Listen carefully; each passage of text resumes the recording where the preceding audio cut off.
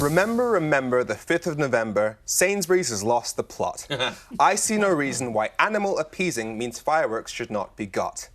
It emerged this week that the supermarket have stopped selling fireworks in their stores, a decision welcomed by animal charities who say that 45% of dogs show signs of fear when they hear rockets. Now, I love dogs more than people. I trust them, and I know somebody whose dog won't go outside at night because he was terrified by fireworks once.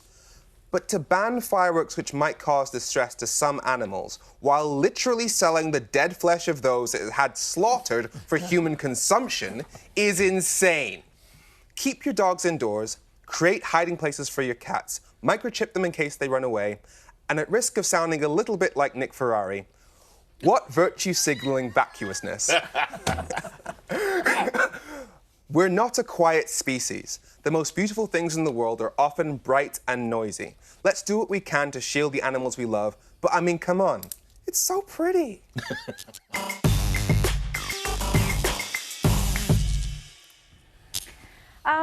Well, I was agreeing with you, but then you lost me when you started talking about animal flesh and all the rest of it. But I don't agree with fireworks being banned, but I think that we need to be really clear.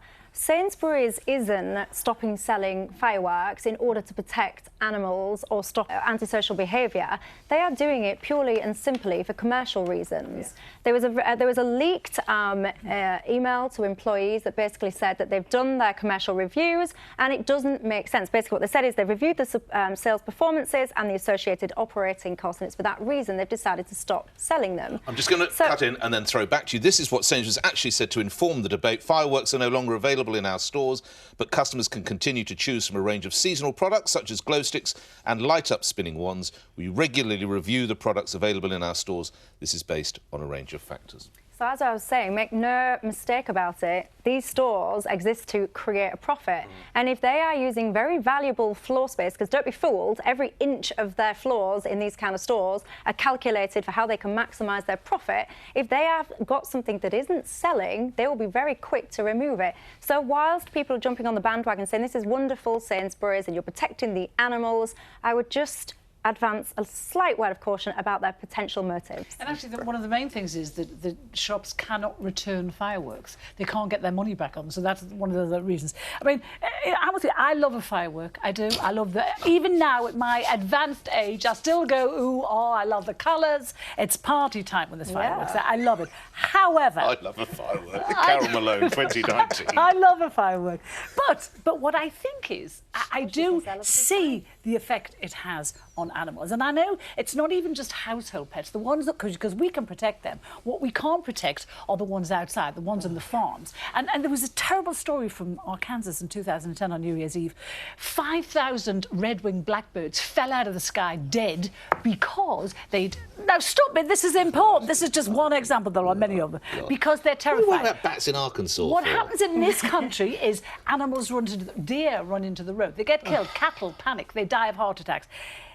The solution to all of this, and don't laugh, there's a thing called a quiet firework. What's the point? Okay, no, because a firework... Can I have a quiet Carol Malone? Because a firework is not about bangs. It's about colour. It's about spectacle. And there's even a village in Italy called Collecchio. Just let me tell you, quiet fireworks are the way forward.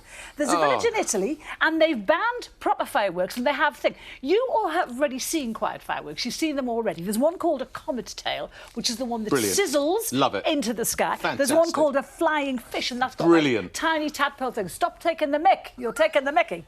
And I think if you're going to save the lives of a lot of livestock, you can have these instead of big banging ones. I mean, the people who oppose. I mean, we've got a clip from someone from the British Association of Aesthetic Plastic Surgeons called Caroline Payne, and she says a lot of people are injured. Fireworks can burn locally. They can cause severe burns when your clothes are on fire. They can cause blindness when they go off in your face, and they can cause life-changing injuries, especially to your limbs. I mean, what we shouldn't do is... I mean, when I was young, and you were fairly young, Nick, we remember, I mean, people, as kids, we all bought fireworks, we threw bangers everywhere. I never forget a mate of mine threw a banger, and someone threw a banger that landed in his bag of fireworks. Don't try this at home. He was running down the way. And I think that it would be wrong to go back to those days. But I like fireworks. I'm like you. I like fireworks demonstrations. I think they are brilliant. I think London on New Year's Eve is sensational. And I would hate that we stopped. Yeah, I agree. Let's stop. Hang on. Let's stop not having fun. We should be celebrating, as Femi rightly says. OK, it is very sad, so make sure your animals are looked after. If you can, get the cattle into a shed. The bats in Arkansas, I just don't know what to do. In a week or so's time, it's going to be Halloween. No, it's Arkansas, it's pronounced. It's Arkansas. Is it? Yeah, of course it is. In a week's time, around a week's time, it's going to be Halloween. And we've already been told that we shouldn't be eating pumpkins. And it's nice, we all get dressed up in fancy dress. Nice of you to come early, by the way. Carol, you're looking very good.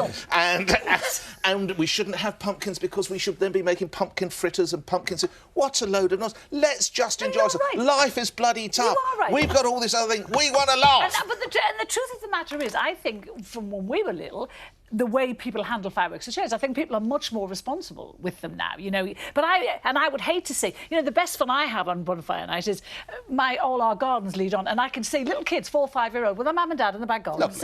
It's a lovely thing. I don't want it to go, but it could be a quiet fireworks. Yeah. So on the issue of quiet fireworks, why stop there? Why not have quiet music concerts? Have everybody wearing earphones? You're being stupid now. That's a very stupid thing to say. And there's also, you're right. People do often irresponsible. I remember me personally, I got internally suspended at school because I set fire to a tennis ball on DAV and it got kicked over a row of 10. Fortunately, nobody. Because you told 3 more before the programme started, and they all make you look very bad. Yeah, so I know. I was a very naughty boy. But as for there are regulations. I mean, you've got the Department for Business and Energy who have said that there are already strict legislation to regulate and the supply, storage, possession, and use and misuse of fireworks to ensure public safety. Yeah. This is something that exists already.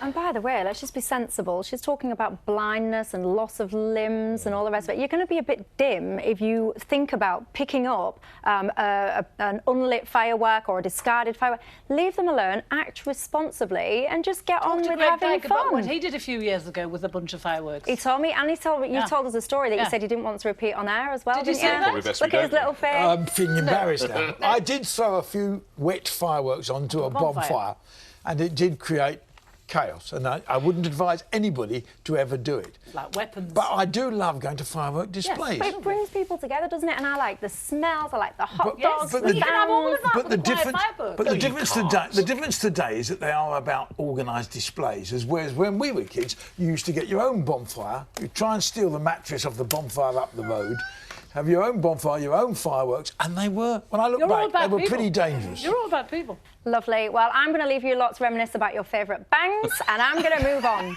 It's one small step for a woman, but one giant leap for womankind. That's right. Forget Neil and Buzz. There's 2 Astro sisters making history with their moon boots.